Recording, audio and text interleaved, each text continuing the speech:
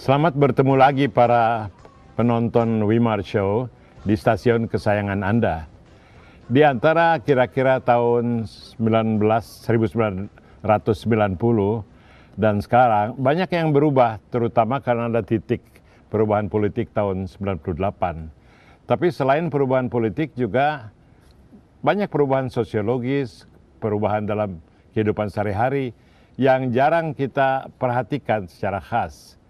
Yang saya maksud adalah bahwa dalam dunia profesional, tenaga profesional, pekerja profesional, itu ada nuansa-nuansa perubahan dalam hal konteks mereka bekerja, pengambilan keputusan, perhatian masyarakat, dan juga rekrutmen dan sebagainya. Tidak cukup waktu kita untuk membicarakan semuanya itu, tapi secara anekdotal aja, secara ngomong-ngomong, kami mengundang Anda untuk berbincang-bincang dengan tamu saya, Pak Cahyono Suryodibroto, yang saya kenal pada saat itu, pada saat beliau menjadi Direktur Utama, CEO dari PT Indosat, sampai sekarang saya ketemu dia di PIM, di Starbucks lagi minum kopi. Jadi ini kesempatan untuk bincang-bincang mengenai dimensi yang lebih dalam daripada kehidupan profesional kita, hubungan kita dengan masyarakat. Jadi Pak Cahyono, misalnya Bapak menjadi CEO di Indosat yang waktu itu menurut opini publik dan menurut kami juga sangat cemerlang sebagai role model, contoh bagaimana profesionalisme ya.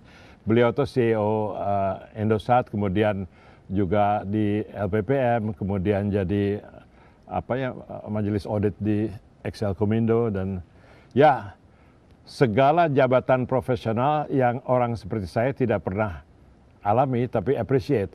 Tapi ada satu kesamaan antara Pak Cahyono dan saya, Anda tidak percaya, kami sama-sama alumnus Elektroteknik ITB. Jadi saya bangga. Tapi alumnus ada yang lulus, ada yang nggak lulus ya. Tapi kemudian ya ini kita bukan cerita saya. Tapi waktu itu saya lihat, waduh, kehidupan seorang profesional itu sangat smooth, bagus, entah mau jadi apa nantinya. Tapi kemudian terjadi 98-99 dan semua seperti di reformat. Orang seperti saya yang tadinya hanya di jalanan bisa masuk ke istana dan nasib orang berubah-ubah. Yeah. Tapi waktu saya lihat Pak Cahyono ada satu ketegaran yang konsisten. Apa menurut Pak Cahyono ketegaran itu gitu? Kenapa Bapak itu stabil gitu?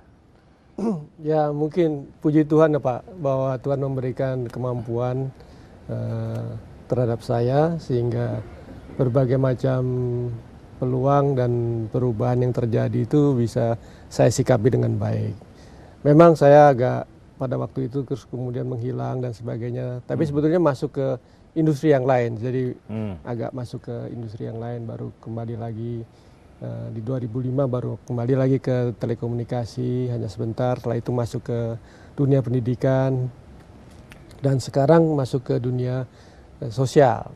Ya, saya ingin bahas itu nanti, tapi pada masa peralihan itu 98 di bulan Mei, Jakarta habis dibakar, jalan-jalan sepi. Saya ingat saya dipanggil ke gedung Indosat, bukan oleh Indosat tapi oleh kantor berita CNN begitu untuk wawancara, karena saat itu kalau mau wawancara langsung lewat satelit itu harus dari gedung pakai Indosat. Teleconference, betul Pak. Ya, teleconference. Ya.